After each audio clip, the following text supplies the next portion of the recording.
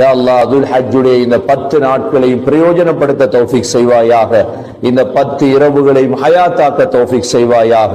நீ சத்தியம் செய்த இரவுகள் ரஹ்மானே, இதில் நோன்பு பிடித்து யா அல்லாஹ் விசேடமாக அரஃபாவுடைய நாளில் நோன்பு நோற்று இஃப்தார்கள் செய்து உன்னை நெருங்க தௌஃபீக் செய்வாயாக. தக்பீர்களை ஞாபகத்துக்கு கொண்டு வருவாயாக.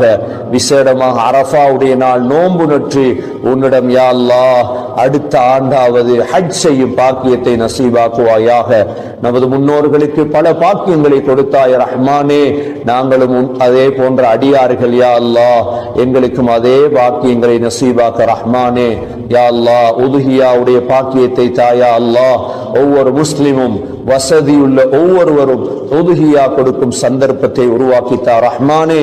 உதுஹியாவுடைய நன்மைகளை அடைய தௌஃபீக் செய். அல்லாஹு அக்பர் அல்லாஹு அக்பர் அல்லாஹு அக்பர் லா இலாஹ இல்லல்லாஹ் அல்லாஹு அக்பர் அல்லாஹ்.